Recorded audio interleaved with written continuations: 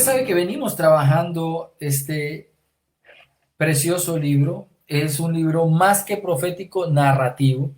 Es un libro que presenta la manera como Dios es protagonista en nuestras vidas. Y cuando digo nuestras vidas, lo digo en dos sentidos. Primeramente, Dios es el que está al control de todas las cosas, aún del mundo incrédulo que no quiere aceptar a Dios.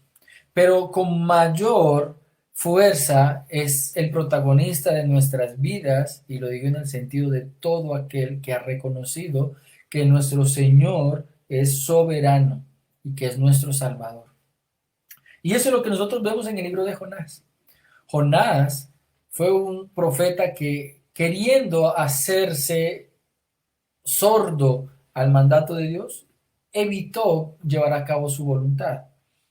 Pero Dios es todopoderoso y trató con Jonás y le enseñó lo que era recibir la ira de Dios cuando cayó al mar, y también experimentó lo que era la salvación de Dios. Y eso lo constituía en un hombre capacitado también para ir y predicar sobre la ira de Dios, pero también para predicar lo que era la misericordia de Dios. Y por eso quiero que me acompañe a Jonás capítulo 3 versículo 10. En nuestra última exposición el año pasado sobre el gran milagro, tocamos de forma rápida el versículo 10, pero hoy quise sacar este tiempo, esta mañana, para entrar con un poco más de detalle lo que tenemos allí presente. Entonces, Jonás capítulo 3, versículo 10 dice de la siguiente manera: Y vio Dios sus acciones, que se habían apartado de su mal camino. Entonces se arrepintió Dios del mal que había dicho que les haría y no lo hizo. Y yo creo que a menudo caemos en dos posibles errores en cuanto a Dios. Cuando hablo de dos posibles errores en cuanto a Dios, es en la manera como conocemos y nos acercamos a Dios. Y por un lado, desconocemos sus atributos. Por el otro, pretendemos acercarnos a ellos desde la perspectiva lógica. O sea, o desconocemos los atributos de Dios o pretendemos entenderlo desde la lógica humana. Y la lógica funciona muy bien cuando se tiene un conocimiento pleno de las cosas. Por ejemplo, en las ciencias matemáticas, en las ciencias exactas, la lógica resulta totalmente funcional.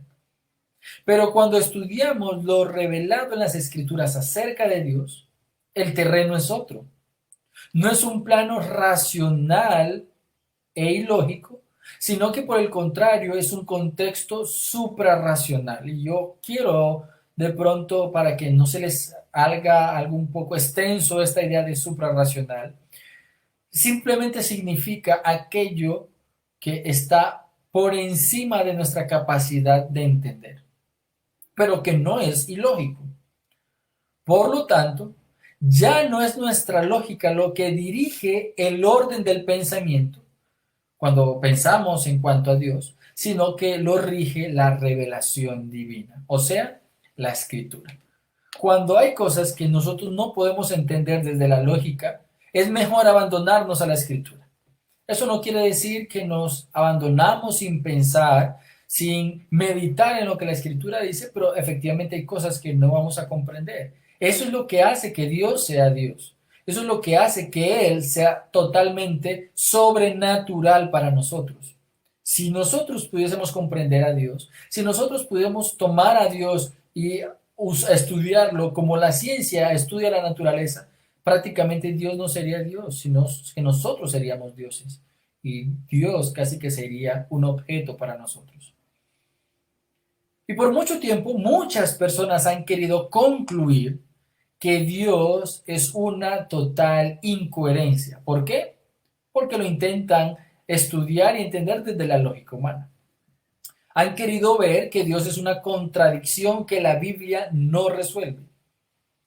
Y claro, esta conclusión es fruto de la ignorancia y del aceptar lo que muchos quieren ver sin ir a la fuente primaria. ¿Cuál es la fuente primaria? Pues la escritura. El presupuesto generalizado que hemos tenido que afrontar muchos de nosotros como cristianos es que el Dios del Antiguo Testamento es distinto al del Nuevo Testamento. El Dios del Antiguo Testamento es ira y el Dios del Nuevo Testamento es un Dios de amor. O sea, solo ira en el Antiguo Testamento y solo amor en el Nuevo Testamento. Y creo que quienes llegan a esa conclusión leyeron solo 2 versículos de la Biblia, porque no es eso lo que la Biblia presenta. Realmente la Biblia tiene 31.102 versículos. Y si tú sacas la conclusión de que Dios es un Dios de ira en el Antiguo y el Nuevo Testamento es Dios solo un Dios de amor, estás ignorando casi toda la Escritura. ¿Es Dios solo amor? Es una pregunta que nosotros deberíamos hacernos. ¿O es solo ira? Pues ambos atributos son perfecciones del Dios verdadero. Pero más que estos 2 atributos, y todos sus atributos confluyen en 2. Y yo quiero que presten atención a eso que voy a decir. Los atributos de Dios, de alguna manera, nosotros podríamos estudiarlo desde la perspectiva de 2 atributos fundamentales: su santidad y su soberanía. O sea, Dios es santo en su amor y en su ira. Y Dios es soberano, y cuando hablamos soberano es que Él gobierna sin ningún impedimento sobre todas las cosas, y Él obra y ama soberanamente, y también Él ejecuta su justa ira soberanamente, pero es santo.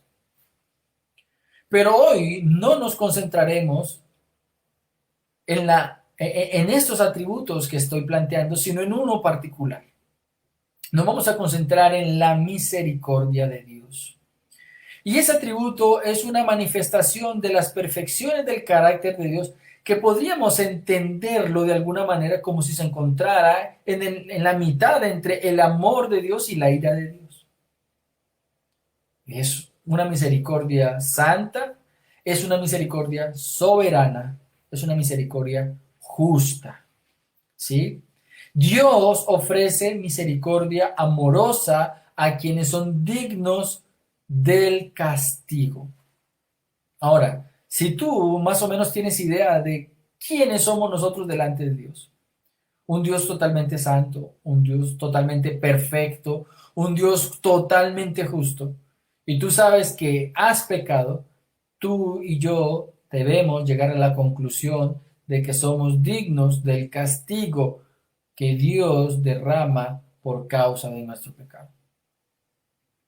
Y yo sé que esta introducción resulta necesaria porque aún en la iglesia hay personas que conciben una posible incoherencia en las escrituras al encontrar que Dios no cambia, pero que se arrepiente.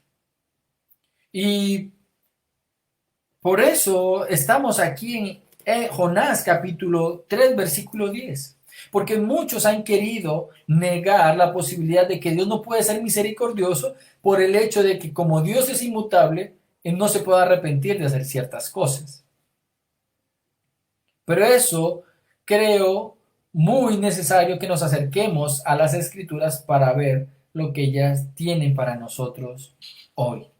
Entonces, a partir de Jonás capítulo 3 versículo 10, vamos a ver 2 realidades. La primera es que Dios siempre está atento a las acciones humanas. ¿Y por qué es necesario que Dios siempre esté atento a las acciones humanas? Porque Él es un juez justo.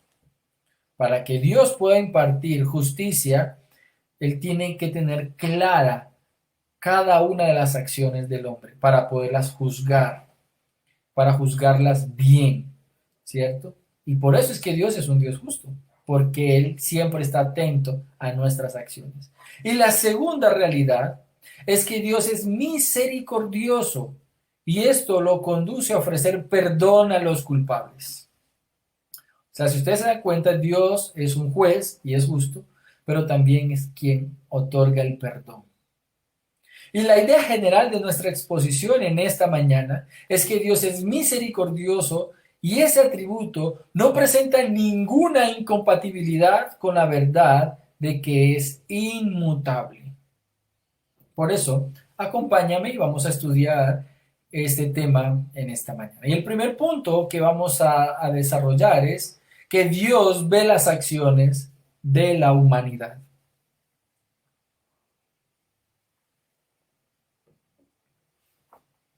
Y quiero iniciar comentando que hay muchos vacíos en lo que conocemos como conocimiento. Llámese ciencias humanas, ciencias exactas. Hay vacíos de conocimiento. Por eso siempre se trabaja en lo que son las investigaciones científicas. Pero en ambas corrientes de pensamiento, al ser estas producto de la razón y de la experiencia humana, han preferido convencerse de la ausencia real de Dios. O sea, el ser humano, de forma general, académicamente hablando, ha preferido prescindir del Dios de la Biblia como una persona real. ¿Cómo explicar la culpa? Es una buena pregunta. ¿Será que la experiencia de culpa y su origen realmente puede ser explicado por la psicología? Si la culpa es el resultado de una construcción social y cultural de años, de cientos de años, ¿cómo explicar el delirio de persecución que sufrió Caín? Entonces, hay dos opciones, o creer que Caín es un mito o evitar el tema, ¿cierto? Caín padeció la culpa, el primer asesinato, y no hay forma de explicarlo a menos que Dios esté en la ecuación de la existencia del hombre. Si realmente fuéramos honestos en nuestra forma de pensar y permitiéramos librarnos de las argumentaciones del sinsentido al que hemos sido expuestos, de forma natural aceptaríamos la existencia de Dios. Si tú miras la creación, si tú miras, como solemos decir en una de nuestras canciones, a un niño nacer, a un recién nacido, tendrías que decir con total claridad y sin prejuicios, Dios existe. Pero la sociedad se ha dejado llevar por varias ideas que no tienen sentido. Por ejemplo, fue Nietzsche quien en el año de 1882 lanzó una frase que quería dar cuenta de su cultura al decir que Dios ha muerto. Debemos decir que esta sería la mejor noticia para un pecador que ha rechazado a Dios y con el que no quiere encontrarse. ¿Qué mejor noticia para un prófugo de la justicia al saber que el juez que lo está buscando ha muerto y que la persona que sigue los rastros de su paradero también ha muerto? Se sentirá libre. Pero resulta determinante reconocer que las ciencias no han podido establecer fundamentos para la moralidad. Y eso fue lo que intentó hacer Nietzsche al decir Dios ha muerto, no hay fundamentos para la moralidad, el hombre puede fundamentar la moralidad. Pero la sorpresa es que la filosofía tampoco ha podido establecer fundamentos absolutos para una buena vida. Ahora bien, si no fue posible en el siglo XIX encontrar fundamentos absolutos, menos son los alientos que puede tener la filosofía con los resultados de la filosofía relativista del siglo XX, porque ya han dejado a un lado los absolutos. Pero la Biblia enseña que el necio dice en su corazón, no hay Dios. O sea, ya la Biblia de antemano había establecido el rumbo y el camino de todo aquel hombre que quiere negar a Dios. Es un necio. Acompáñenme al Salmo 14, versículos 1 al 3. El Salmo 14, versículos 1 al 3. Y ese texto tiene algo que sigue siendo válido para hoy, en nuestros días. El texto dice así: El necio ha dicho en su corazón, no hay Dios. Y se han corrompido, han cometido hechos abominables. Hay algo interesante y es que la mayoría de los pensadores y de la cultura, la mayoría de las personas que han negado a Dios, de forma pública parecen ser moralmente correctos, pero en la soledad de sus vidas son totalmente abominables en sus acciones. No hay quien haga el bien. Versículo 2. El Señor ha mirado desde los cielos sobre los hijos de los hombres para ver si hay alguno que entienda, alguno que busque a Dios. Pero la radiografía que Dios ha hecho de la humanidad es la siguiente, versículo 3. Todos se han desviado, a una se han corrompido. No hay quien haga el bien, no hay ni siquiera uno. La peor noticia que puede recibir un hombre es que no existe Dios, porque al verse desprovisto de Dios, también ha perdido toda esperanza. Nietzsche fue un hombre sin esperanza. Y muchos en nuestra sociedad que niegan la existencia de Dios no tienen esperanza. Pero para todo aquel que escucha, que atiende a la verdad de las Escrituras y cree en Dios, no solo ve una luz de esperanza, sino que también encuentra la salvación. Y esto fue lo que experimentó el pueblo de Nínive en el tiempo de Jonás. Y por eso estamos estudiando Jonás. Porque la ciudad de Nínive se presenta para nosotros como un ejemplo a seguir. Y vamos a ver más adelante en qué consistía el arrepentimiento de sus actos. Pero el pueblo de Nínive se arrepintió, vio una luz, encontró esperanza porque creyó en Dios. Ahora bien, el Dios de las Escrituras no solo existe, sino, y ustedes lo acabaron de leer también en el Salmo que acabamos de presentar, ese mismo Dios no solo existe, sino que está atento a lo que hacemos cada uno de nosotros. Y así es como empieza Jonás capítulo 3, versículo 10. Mire lo que dice. Dice, y vio Dios sus acciones. Y esto es un principio que no podemos pasar por alto. Dios ve las acciones de sus criaturas. Y muchos ven en ese principio un carácter negativo. ¿Por qué? Porque nos sentimos expuestos en nuestro pecado. Y es verdad. Dios ve nuestro pecado. Dios no solamente ve nuestro pecado, Él ve nuestra mente. Él ve nuestras intenciones. La Escritura dice que Él escudriña lo más mínimo de nuestro corazón. Y muchas veces nos sentimos perseguidos y nos sentimos acusados. Esta es la razón por la cual el mundo académico e intelectual prefiere negar a Dios. E incluso voy a ser un poco más general, porque no solamente el mundo académico niega a Dios. El hombre común y corriente, de a pie, la persona que está allí en su casa haciendo aseo, la mujer que cuida su hogar, también ha preferido negar a Dios con sus acciones. Porque así no se entiende, no se tiene que esconder a causa de sus malas acciones. Pero la verdad es que si Dios no mira al hombre, tampoco acudiría en su ayuda. Y eso es interesante. Ahora, quiero presentarte varios versículos.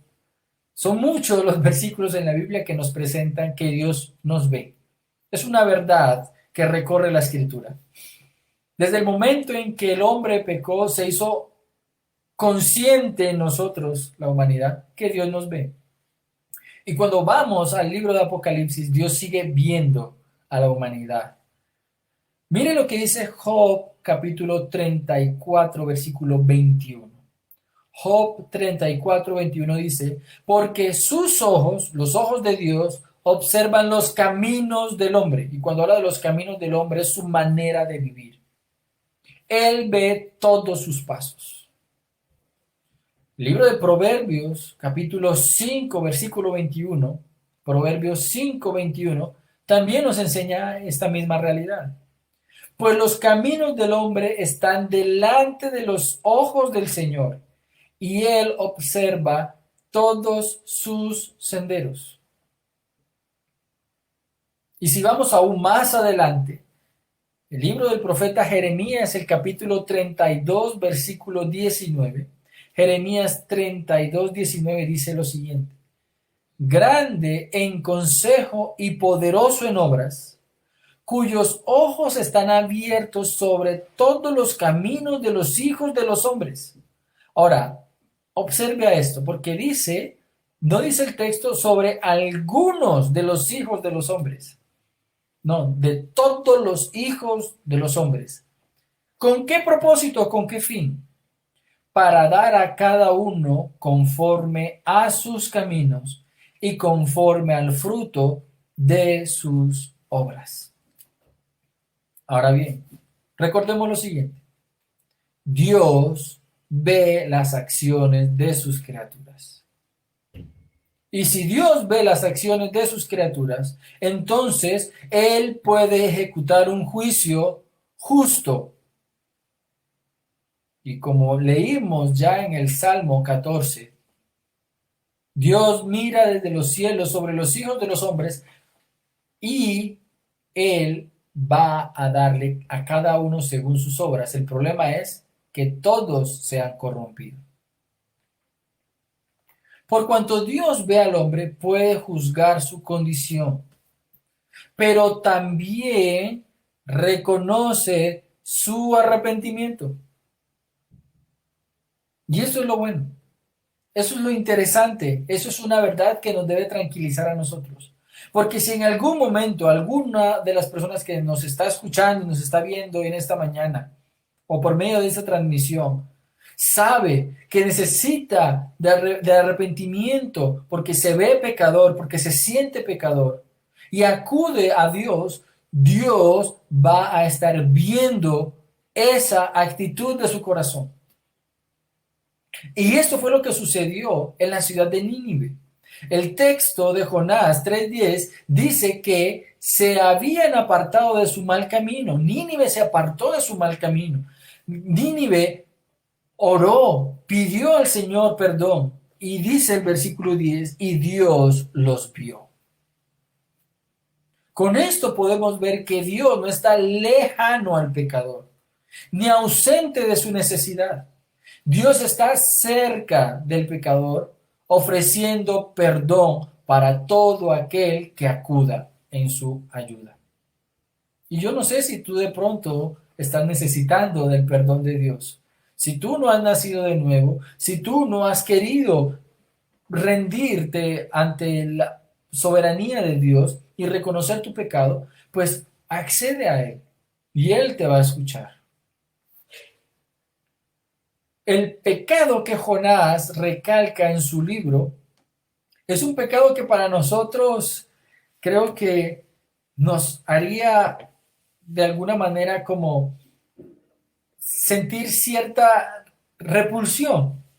Y ese pecado lo encontramos en el versículo 8 del capítulo 3. Y lo que dice el capítulo 3, versículo 8 es que los ninivitas eran violentos con sus manos. Y yo quiero ilustrarte un poco lo que significa que eran violentos. En los escritos antiguos y la historia tradicional antigua, dejó registrada la sevicia con la que ejecutaban sus conquistas. Ellos no solamente conquistaban, no solamente mataban para conquistar, sino que disfrutaban contemplar el dolor de sus conquistados.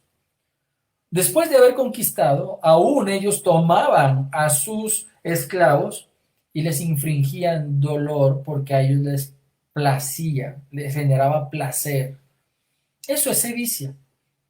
Y precisamente el versículo 8 dice, Dios, si no, cúbranse de cilicio hombres y animales y clamen a Dios con fuerza y vuélvanse cada uno de su mal camino y de la violencia que hay en sus manos. Y esto, interesantemente, son las palabras del rey. El rey reconocía la maldad, la violencia que había en las manos del pueblo. Nosotros hemos escuchado en nuestras noticias cómo criminales han violado, han torturado a otras personas, han degollado, han destrozado cuerpos. Eso es violencia, eso es sevicia. Ese era el pecado de los ninivitas, un pecado muy particular. Y en estos días, una persona me escribía por el chat y me preguntaba qué texto le podría servir para presentarle el Evangelio a una persona que concebía o se veía que Dios no le podría perdonar. Y yo en principio le presenté el ejemplo de Pablo, porque Pablo fue un hombre que mató a muchos cristianos, persiguió a los cristianos. Pero si usted se da cuenta, Dios también perdonó a los ninivitas. Y desde nuestra perspectiva humana, eso no tiene perdón. Infringir dolor por placer, por nuestro placer. El ver que otros sufren, pero Dios les perdonó. Ahora bien, el perdón de Dios no fue sin más injusto. Dios les castigaría por su maldad. Pero usted se da cuenta que antes Dios envió a un predicador para que él les presentara un mensaje. O se arrepienten de su maldad o Dios los destruirá. Y el pueblo creyó en el mensaje. El pueblo creyó a Dios. Ellos no negaron al Dios único y verdadero. Ellos lo reconocieron.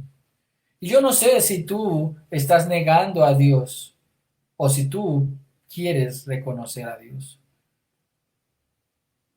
Si tú te vuelves a Dios y te vuelves de tu mal camino, de tu pecado y de tus acciones, Dios te perdona.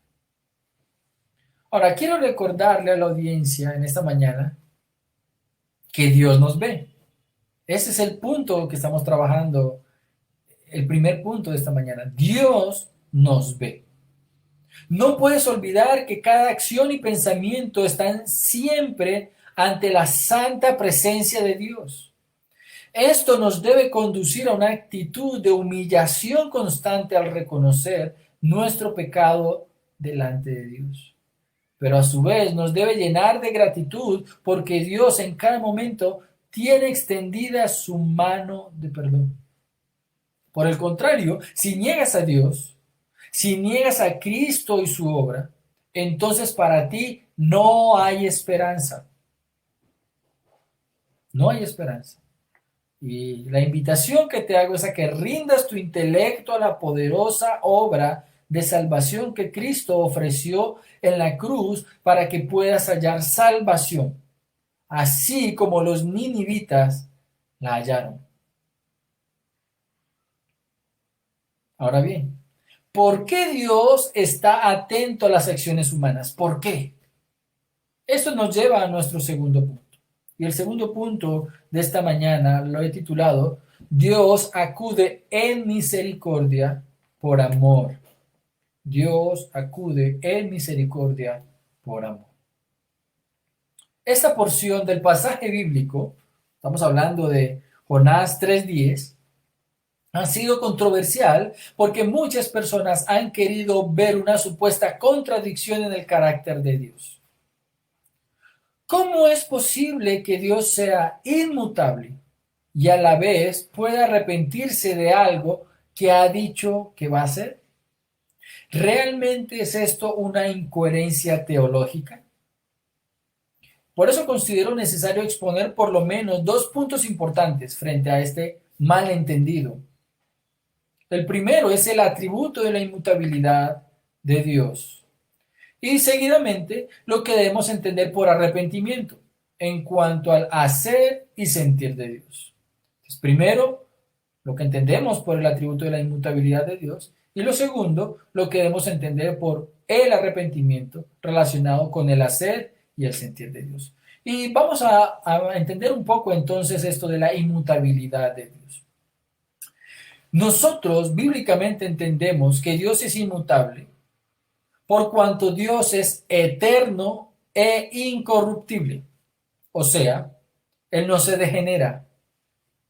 Y por cuanto Él no tiene principio, tampoco se genera, simplemente es. Eso entendemos, eso es lo que entendemos por Dios es eterno. La Biblia dice que Él es el principio y el fin. O sea, en Él todo tiene principio y en Él todo tiene fin, pero Él no tiene principio y fin. Y la otra idea de la inmutabilidad de Dios también está relacionado en cuanto a su voluntad, que siempre, y esta palabra siempre es importante, siempre es perfecta, siempre es buena, y Él es omnisapiente. No hay posibilidad de equivocarse. No necesita saber nada porque ya lo conoce todo.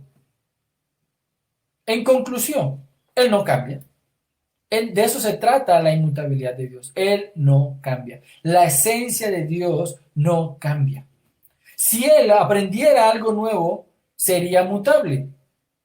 Y posiblemente habría la condición de que se hubiese equivocado en algo. Pero Dios es todo sabiduría. Malaquías 3:6 dice, porque yo, Jehová, no cambio. Y Santiago 1:17 también dice algo en cuanto a la inmutabilidad de Dios. Toda buena dádiva y todo don perfecto viene de lo alto. Desciende del Padre de las luces, con el cual no hay cambio ni sombra de variación. Ahora, si usted lee esos dos textos que nos hablan precisamente de la inmutabilidad de Dios, de que Dios no cambia, de que en Dios no hay variación, hay algo que resulta muy interesante, mi querido amigo, mis queridos hermanos. Y es que estos dos pasajes que hablan de la naturaleza y de la esencia inmutable de Dios están directamente relacionados con la gracia y el perdón de Dios. Malaquías 3:6 dice, porque yo Jehová no cambio, es que ustedes no han sido destruidos. Ustedes, los hombres, pecadores y miserables, no han sido destruidos porque yo he decidido ser misericordioso. Y fíjense lo que dice Santiago 1:17. Toda buena dádiva y todo don perfecto. Toda dádiva es todo regalo, todo buen regalo. La misericordia de Dios es el mejor regalo que el ser humano puede recibir. La mejor noticia que el hombre puede recibir cada mañana es que aún no ha sido cortado de la faz de la tierra por causa de su pecado. La misericordia de Dios relacionada con la inmutabilidad de Dios son dos verdades que van de la mano. Si Dios cambiara, podría ser más o menos bueno. Si Dios cambiara, podría ser más o menos misericordioso. Si Dios cambiara, podría ser más o menos sabio. Y no quiero imaginarme esta otra realidad. Si Dios cambiara y al experimentar emociones, porque Dios es un Dios que experimenta emociones, pero ¿qué tal donde Él cambiara y podría ser más o menos bien dirigidas? Entonces, ¿qué tal que Dios se levantara airado por causa de nuestro pecado y decidiera destruirnos? Eso sería peligroso para los miserables hombres. Pero la Biblia enseña que por cuanto Dios es inmutable, aun cuando nosotros somos infieles y perversos pecadores, es esa característica inmutable del carácter de Dios la que nos permite estar con vida y esperanza todavía hoy. Por otra parte, tenemos esta verdad bíblica de que Dios se ha arrepentido de hacer algo en favor de los hombres. Se ha arrepentido como un favor hacia los hombres. ¿Cómo entender esto de que Dios se arrepiente? Entonces, ese es el otro punto. Vamos a mirar cómo se relaciona esto. Dios cambia de parecer según el entendimiento humano, pero nunca cambia su esencia. Y vamos a entender cómo se entiende, cómo se ve esto bíblicamente. El arrepentimiento que la Biblia presenta en cuanto al hombre es un arrepentimiento que tiene una dirección hacia corregir un mal camino. O sea, cada vez que la Biblia dice de que el hombre necesita arrepentirse es porque el hombre va mal encaminado. Por eso el llamado del Evangelio es hacia el arrepentimiento. Por el contrario, el término usado en Dios no hace referencia hacia un volverse de una mala acción, pero sí es una idea relacionada con aplacar o apaciguar la ira, o un sentimiento profundo de dolor por causa del mal proceder del hombre. También puede entenderse como indignación. O sea, no es que Dios esté cambiando de parecer. Dios siempre ha dicho, el justo por la fe vivirá. Dios ha dicho desde el principio, la paga del pecado es muerte. Esas son verdades que no cambian. Dios va a juzgar a la humanidad bajo esas dos verdades. La paga del pecado es muerte y el justo por la fe vivirá. Ahora bien, si tú no te arrepientes y sigues en tu condición de pecado, tu condena final será la muerte. Pero por el contrario, si tú, por causa de escuchar la palabra de Dios, crees en Cristo, eso de creer en Cristo se convierte en fe y esa fe te va a llevar a caminar en justicia. En el caso de Dios, cuando el texto bíblico dice que Dios se arrepiente, nos quiere dar a entender desde la perspectiva humana que Dios ha apaciguado su ira, como en el caso de Jonás, en el libro de Jonás, donde dice de que Dios se arrepintió del mal que había dicho que les haría. Su ira se apaciguó. O por ejemplo, en el libro de Génesis, capítulo 6, donde dice que Dios se arrepintió de haber creado al hombre. Allí eso es una expresión que lo que quiere dar a entender es la indignación que sintió el corazón de Dios al ver que el hombre creado a su imagen y semejanza se había entregado por completo a la maldad. Gracias a Dios que Él ha sido condescendiente con el hombre y Él se ha permitido arrepentirse de pagar a todos los hombres temporalmente el pecado con ira. Tanto la inmutabilidad de Dios como la indignación santa de Dios tienen consonancia en su nombre, revelado en el libro de Éxodo, capítulo 34, versículo 6. Y este es un pasaje al que siempre acudo porque me parece especial entender que Dios no es primeramente castigo. Acompáñeme a Éxodo capítulo 34, versículo 6. Éxodo 34, versículo 6. Y el texto dice así. Entonces pasó el Señor por delante de él y proclamó, el Señor, Dios compasivo y clemente, lento para la ira y abundante en misericordia y fidelidad, el que guarda misericordia a millares, el que perdona la iniquidad, la transgresión y el pecado, y que no tendrá por inocente al culpable. Fíjese muy bien lo que está diciendo el texto.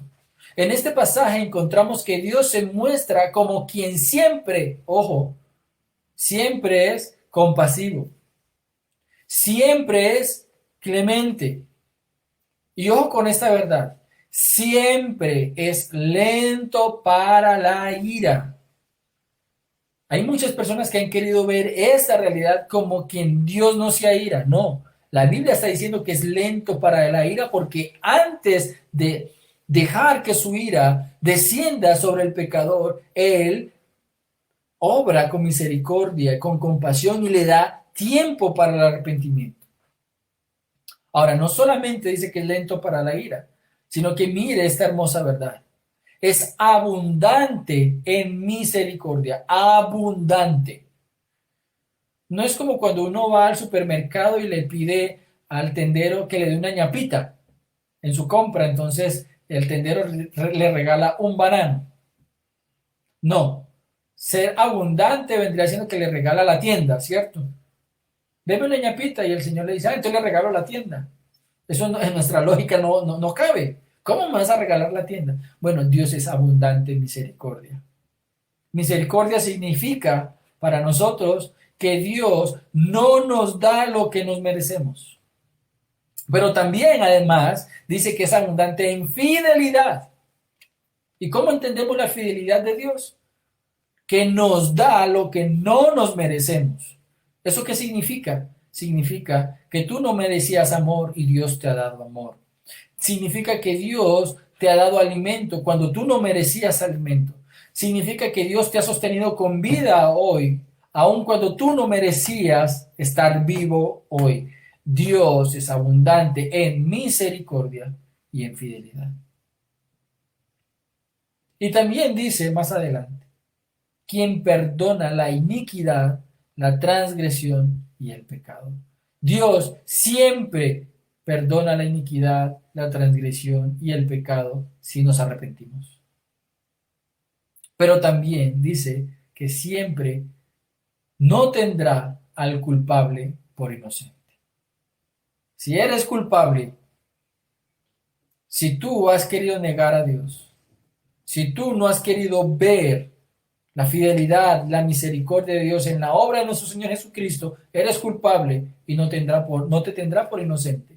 No creas que por ser moralmente bueno, Dios te va a permitir la entrada en el cielo. No, al cielo no entra una persona que confía en sus propios méritos. Al cielo solamente entran aquellas personas que confiando en Cristo acceden al arrepentimiento. Dios es siempre misericordioso y nunca verá al culpable por inocente. Y aquí es donde tú y yo nos encontramos en la ecuación. ¿Cómo puedo ser perdonado por Dios si Dios me ha juzgado como culpable? Y no quiero que olvides el Salmo 14. Dios vio, Dios nos vio y dijo, no hay uno solo bueno. Entonces nosotros podemos llegar y decir, ¿cómo voy a escapar de la ira de Dios? ¿Cómo puedo yo recibir su compasión? Dios ofrece un único camino. Cristo es el único camino. Dios es santo y nosotros somos pecadores. Y la única forma de poder recibir el perdón y el favor de Dios es que acudamos a Cristo, quien murió por nosotros. Al inicio de la reunión leímos Romanos capítulo 5. Y el versículo 20 nos enseña que no importa cuán pecadores seamos, la justicia de Dios nos cubre y nos limpia de nuestro pecado, porque Cristo ya recibió la ira por nosotros. Ahora nosotros lo que debemos hacer es vivir en justicia. Creer en Cristo significa vivir en justicia. Obedecer a Cristo significa vivir en justicia. Someternos a la voluntad de Dios significa vivir en justicia. Él se hizo culpable siendo inocente. Ahora nosotros debemos vivir una vida de continuo arrepentimiento. Y tú podrías preguntarte, ¿y qué garantía tenemos de que Dios no nos castigará después de haber aceptado a Cristo como Señor y Salvador? ¿Qué garantía? Bueno, que Dios es inmutable. Números capítulo 23, versículo 19, nos enseña que Dios no miente. Si Dios ha prometido que Él salvará, Él salvará. Si Dios ha prometido que en Cristo tienes vida eterna, en Cristo tienes vida eterna. Si Dios ha prometido que en Él estás seguro, Él no se va a retractar de su promesa. Él no se arrepiente de sus promesas. Esta es nuestra garantía. Su inmutabilidad y su misericordia eterna. Por eso es que el título de la enseñanza en esta mañana le hemos dado por la inmutable misericordia de Dios. Para quienes pertenecemos a la Iglesia Comunidad de Gracia, la invitación es a que conozcamos a Dios. Si tú y yo conocemos a Dios, encontramos en Dios nuestra confianza. Encontramos en Dios nuestra promesa fiel. Encontramos en Dios nuestra estabilidad, nuestra seguridad. Aun cuando la pandemia nos alcance, sabemos que nosotros no dependemos de lo que hagan los gobiernos y la ciencia. Dependemos de Dios. Para aquel que nos esté escuchando en esta mañana y aún no viva conforme a la palabra de Dios, la invitación es a que confíe en Dios y acceda al regalo misericordioso de Dios, que es la salvación por medio de Cristo Jesús. No es un juego, querido amigo. Eres pecador y tú lo sabes. Tu conciencia te acusa. Y esa culpa no la vas a poder limpiar hasta que la lleves a la cruz de Cristo. Sométete a la voluntad de Dios. Conócele. Él es infinito en amor y en misericordia y te puede otorgar el perdón de tus pecados. Solamente tienes que arrepentirte. Si nosotros vivimos una vida de arrepentimiento, entonces para nosotros también será una realidad lo que sucedió con el pueblo de Nínive. Entonces se arrepintió Dios del mal que había dicho que les haría y no lo hizo. Para todo aquel que confíe en Dios, encontrará vida eterna, paz y seguridad. Te invito a que me acompañe, vamos a orar.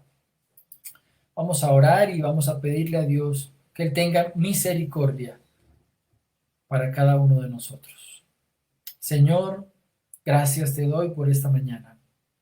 Gracias por tu verdad. Gracias por tu palabra. Señor, gracias te damos porque por medio de ella te podemos conocer. Te doy gracias, Señor, porque tú has preparado nuestros corazones para escuchar tu verdad. Te doy gracias, Señor, porque muchos de nosotros han podido acercarse a ti porque tú nos has permitido tener oídos dóciles, obedientes para escucharte y creer. Por eso te pido, Señor, que si en medio de esta transmisión o de este audio video, alguien que escuche esta palabra no cree en ti, tú les concedas el arrepentimiento, Señor. Porque es la única forma y la única manera de que podamos acceder a tu misericordia y a tu gracia. Es la única manera, Señor, por la cual podemos experimentar la salvación. Dios, haznos obedientes a ti. Permítenos, Señor, realmente poner toda nuestra confianza en ti. Sabemos que no hay paz y no hay seguridad fuera de ti. Los gobiernos hoy por hoy legislan para el beneficio del poder. La ciencia hoy trabaja con el único propósito de negarte. Las universidades, con todo su conocimiento y todo su saber, cada día intentan cegar más a la sociedad y a la cultura sobre esa verdad de que tú eres. Pero cuando llegamos a tu palabra, esa verdad que no ha podido ser arrancada de la humanidad, te encontramos, Señor. Te vemos allí con toda tu gloria y tu majestad. Y tus verdades y tus principios siguen estando fieles.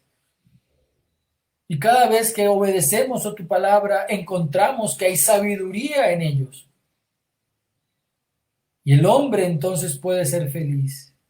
Y la mujer encuentra plenitud en su existencia. Y la familia encuentra el modelo que necesita. Y la sociedad puede llegar a ser transformada cuando muchas personas, confiando en ti, obedecen tu palabra.